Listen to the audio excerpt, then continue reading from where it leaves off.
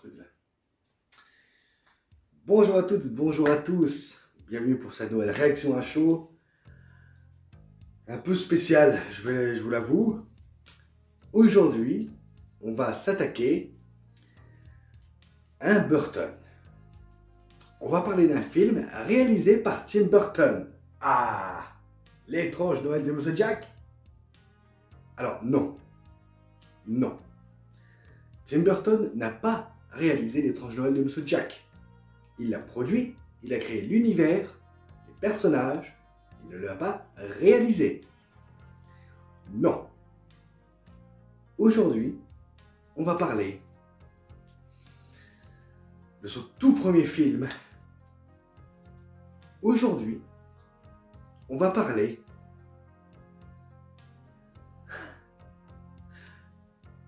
de Pee-wee Big Adventure.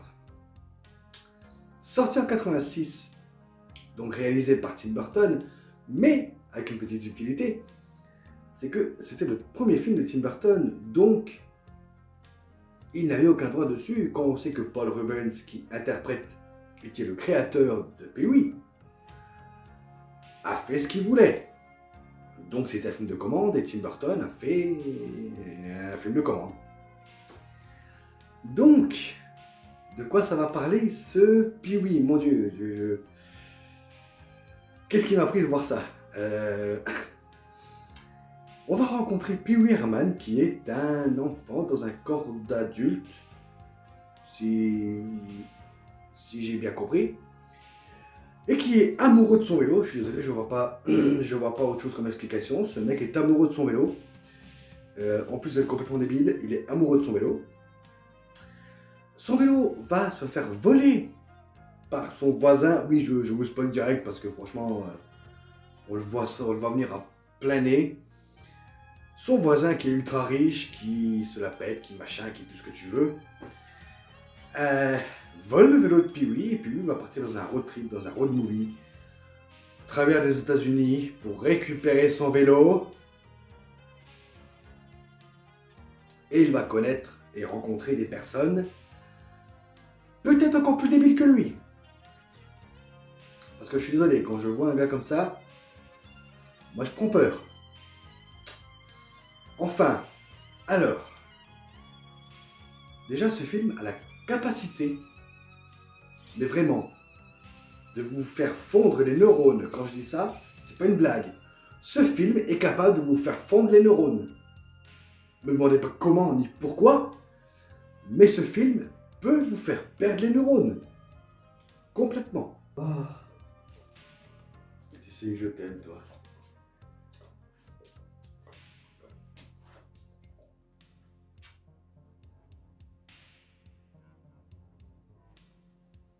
Qu'est-ce que je disais?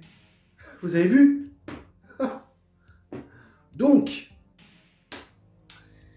alors, déjà, c'est pas un film de Tim Burton comme j'ai dit au début.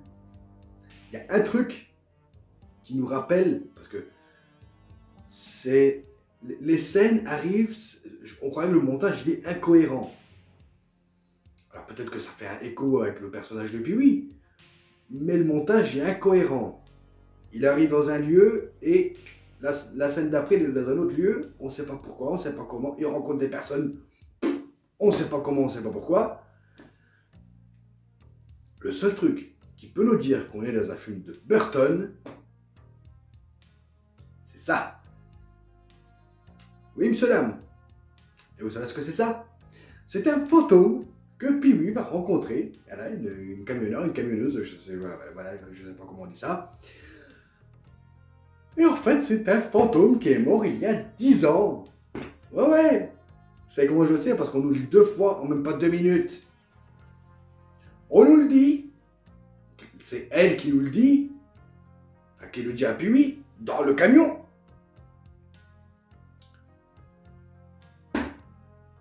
Et on nous le dit 2 minutes après. On nous le répète. Encore. Oui, j'ai perdu mes neurones. Je suis devenu fou. J'y peux rien. Alors, comment expliquer? Pee-wee c'est un sombre crétin.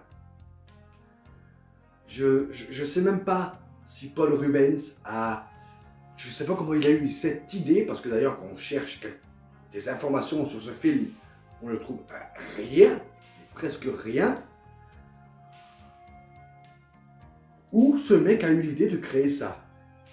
Parce qu'en plus, après ce film, il y a eu une série. Une série pour les gosses. C'est-à-dire ce film était fait pour les gosses. Qui a vu ça? Pas les gamins, j'espère. Parce que c'est vraiment malaisant. Je vous jure que pendant le film, je me suis senti mal à l'aise. Vraiment très mal à l'aise. Le mec n'a... C'est un crétin. C'est même pas un crétin, je sais pas, mais c'est malsain, c'est malaisant. Comment on peut voir, ou même regarder ce genre de film? Déjà, comment on a l'idée de créer ça? Je sais pas. Je sais pas. Donc, on a des scènes qui arrivent comme ça, par hasard, en claquant des doigts, on ne sait pas d'où ça vient, on ne sait pas comment ça arrive, on ne sait pas pourquoi c'est venu, mais c'est là. Pour moi, ça a le mérite d'être là. Ensuite, comment dire, tous les personnages que Pee-wee va rencontrer sont peut-être même plus débiles que lui. En sachant que déjà lui est très très crétin.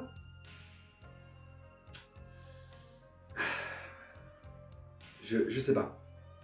Est-ce que c'est un défaut de production? Est-ce que c'est Paul Rubens qui a voulu tout gérer de A à Z, limite au montage, et que finalement on se retrouve avec un film où on comprend rien à ce qui se passe?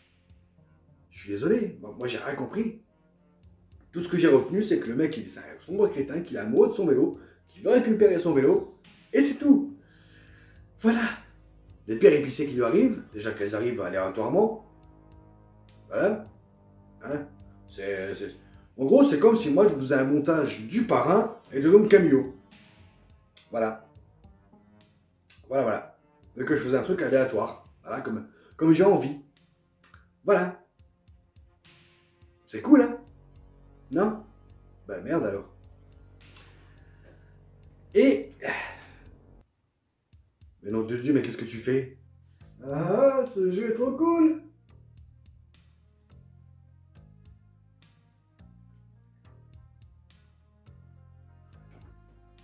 Tu joues à Sonic avec une manette de NES.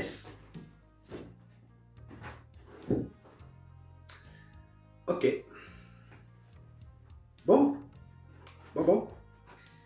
Et vous savez quoi, le pire? Le pire, c'est qu'il y a eu une suite en 2016 pour Netflix que j'ai vue aussi.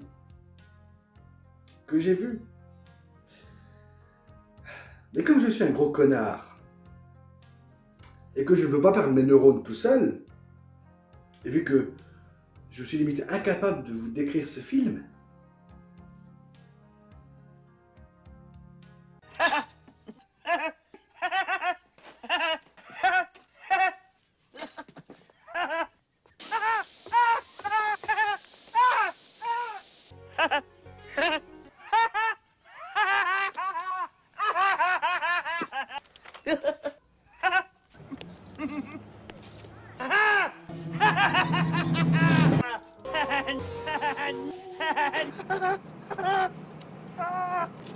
et ouais, voilà.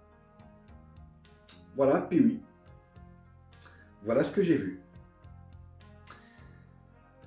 Comment dire, c'est... Waouh! Donc en 2016, une suite est sortie. Pee-wee Big Holidays. Alors, ceux qui pensent que Netflix ne laisse pas la liberté à leur réal, je vais vous taper. Parce que là, Paul Rubens a eu toute la liberté qu'il voulait. Toute. Bon, en même temps, je ne vais pas m'étendre là-dessus parce que c'est les mêmes films que le premier, mais avec encore plus de personnes complètement débiles, et en plus, avec autant de scènes qui arrivent comme ça par hasard, et c'est incohérent. Le seul truc, c'est qu'il y a Joe Manganiello, putain il a un nom bizarre ce mec aussi, lui là. Si vous connaissez True Blood, une série de merde sur des vampires de merde, vous le connaissez forcément. Et bien ce mec, il est comme Pee-wee, mais version star. Ah ouais, ah ouais. Ah ouais, c'est lui qui va être le déclencheur, parce qu'il joue son propre rôle hein, d'ailleurs. C'est lui qui va être le déclencheur de toute l'histoire, qui va demander à Pee-wee de partir à l'aventure dans tous les USA pour venir assister à son anniversaire à New York. Voilà, je ne m'étendrai pas plus là-dessus. Sauf que, avec le passage, la petite compilation que je vous ai montrée, tout ce que je vous ai dit, à la base, c'est un film pour gosses. Paul Rubens a été accusé d'avoir des images pédos. Ouais. Ouais, des images pédopornographiques. Donc, enfin pour sa défense, hein, c'est qu'il aime collectionner les œuvres d'art érotiques.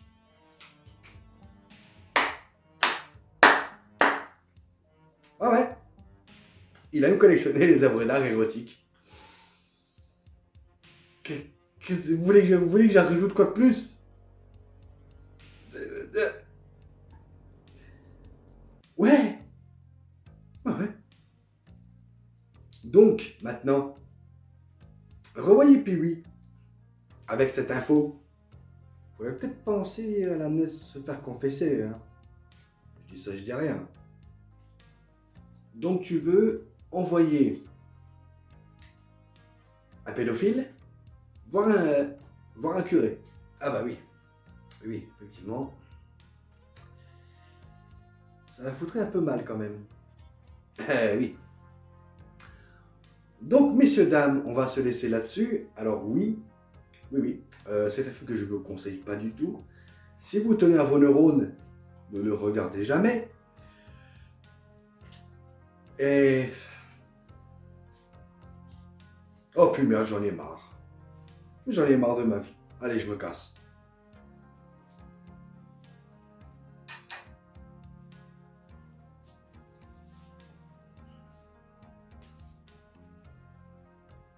Ah ben oui, on est bien là finalement.